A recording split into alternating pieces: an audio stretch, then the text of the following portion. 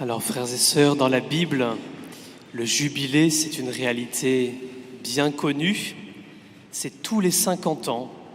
Et tous les 50 ans, dans la Bible, ce temps est donné pour se rapprocher de Dieu, se souvenir du salut que Dieu a donné. Et puis, c'est un temps de grande miséricorde. C'est le temps où on annule toutes les dettes. Quelqu'un m'a dit, c'est plus sympa pour celui qui a des dettes que pour celui qui est créancier. C'était ça dans la Bible tous les 50 ans. Et puis Jésus, quand commence sa vie publique, va reprendre cette même idée. Quand il est dans la synagogue de Nazareth, il dit qu'il accorde une année de grâce au nom du Seigneur. C'est le sens de cette année jubilaire, une année de grâce. Dans l'Église, c'est depuis l'an 1300 que nous fêtons les jubilés, d'abord tous les 50 ans, et comme à l'époque on ne vivait pas toujours 50 ans, tous les 25 ans, pour fêter la mémoire de l'incarnation du Christ, la mémoire de l'anniversaire de la naissance du Fils de Dieu, de Jésus.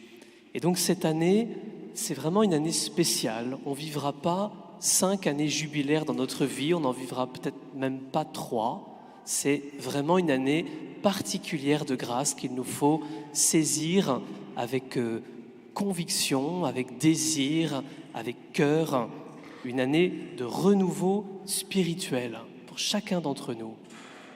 Dans son grand texte qui propose l'ouverture du jubilé, écrit en mai dernier, le pape François donne 3 orientations à ce jubilé, 2 qui sont plus habituelles et une qui est plus propre à lui, plus propre au temps que nous vivons. Première dimension, c'est la miséricorde. Nous sommes invités dans cette année jubilaire à redécouvrir combien Dieu nous aime, combien Dieu est bon, combien Dieu désire nous combler, combien il désire nous relever et notamment, si c'est le cas, nous pardonner de nos péchés pour nous manifester sa tendresse. Le pape François le dit dans ce grand texte qui ouvre le jubilé, l'espérance ne déçoit pas. Il insiste sur 2 choses. Tout d'abord, la grâce de la confession, on y reviendra. Je sais que beaucoup d'entre vous trouvez que c'est un exercice difficile, et je comprends. Et le pape dit que c'est un élément incontournable de l'année sainte, la confession individuelle. Alors on en reparlera et on vous y encourage. La deuxième chose à laquelle appelle le pape François, c'est à recevoir l'indulgence. Alors là encore, c'est tout empreint de plein d'images un peu anciennes, ce terme-là. Le pape François l'explique de manière extrêmement claire. L'indulgence, c'est demander à Dieu que nous soyons guéris des conséquences de notre péché. On peut être pardonné, mais il y a encore des conséquences en nous. Eh bien, on demande à Dieu d'en être totalement guéri. Et donc que chacun d'entre nous puissions, comme le demande notre pape, recevoir cette indulgence dans l'année sainte. Et puis, nous avons le désir, moi j'ai à cœur qu'en paroisse, nous puissions vivre, sans doute à l'automne prochain, une démarche paroissiale de pardon. Alors, je pense, et beaucoup me le disent, qu'on vit une plutôt belle vie fraternelle dans la paroisse, c'est vrai, mais il y a toujours des personnes qui sont blessées ou des choses qui se font qui ne sont pas très justes, ou eh bien qu'on puisse penser de manière détendue, de manière authentique, en paroisse, un temps de réconciliation, un temps où on va redéposer tout ça devant le Seigneur pour lui demander une purification aussi de notre paroisse, une remise à zéro des dettes, comme est le sens de ce jubilé. Deuxième dimension du jubilé, c'est la croissance dans la foi. On va pouvoir demander à Dieu, pour chacun d'entre nous, que notre foi grandisse dans cette année. Et Dieu va donner des grâces spéciales. Si nous voulons grandir dans notre foi, c'est vraiment la bonne année pour le demander à Dieu. Alors, rechoisissons notre vie de prière, rechoisissons notre prière quotidienne, de prier avec la parole de Dieu tous les jours, d'aller à la messe le dimanche. Et puis il y a quelque chose de particulier cette année aussi, c'est que nous fêtons, en même temps que cette année jubilaire, les 1700 ans du premier grand concile de l'Église, le concile de Nicée, qui a défini la divinité de Jésus. Et donc c'est un élément incontournable de l'histoire de notre Église. Il y a 1700 ans, les chrétiens n'étaient pas tous d'accord. Est-ce que Jésus est un bon prophète, un grand prophète, peut-être le plus grand des prophètes, ou est-ce qu'il est vraiment Dieu lui-même incarné?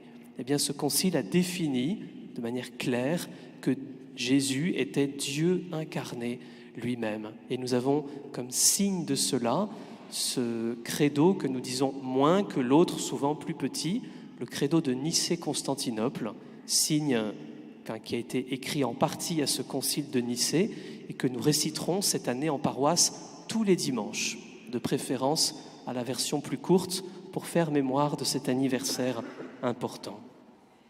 Et troisième dimension de ce jubilé, plus propre au pape François, il a demandé que ce jubilé soit le jubilé de l'espérance.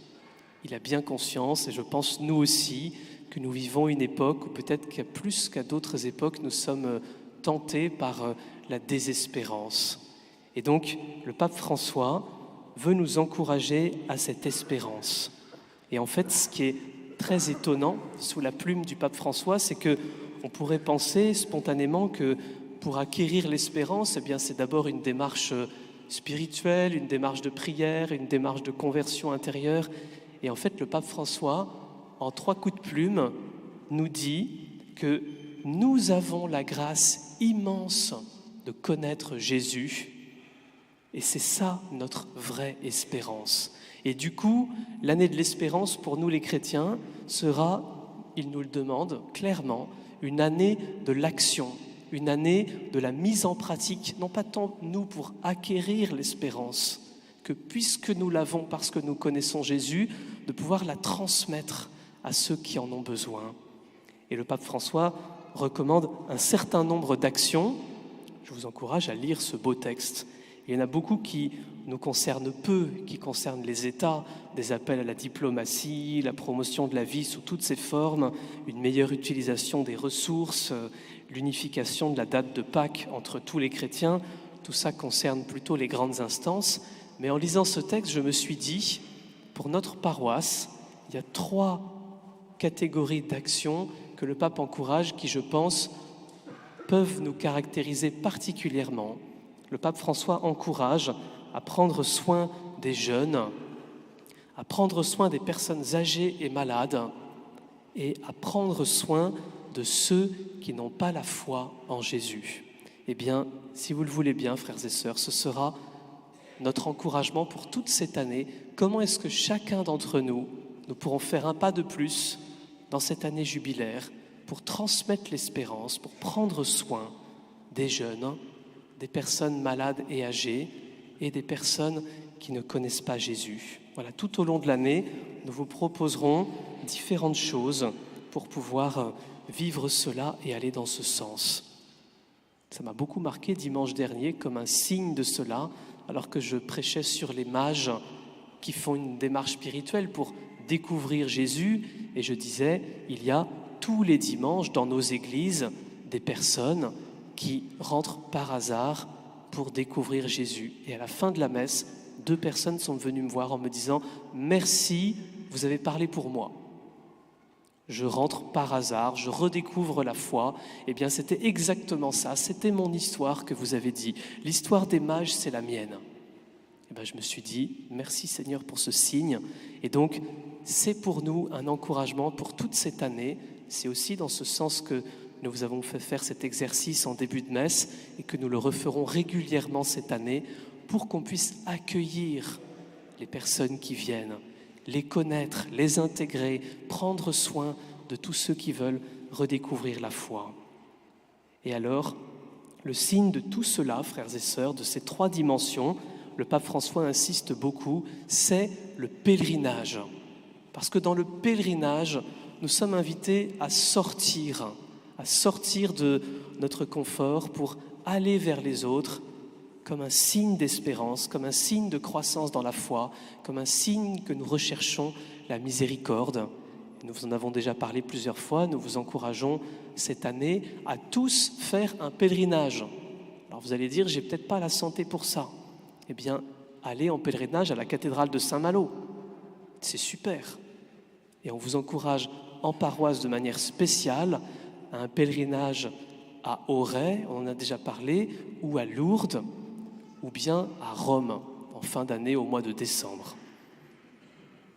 Alors, chers frères et sœurs, très bon jubilé à chacun.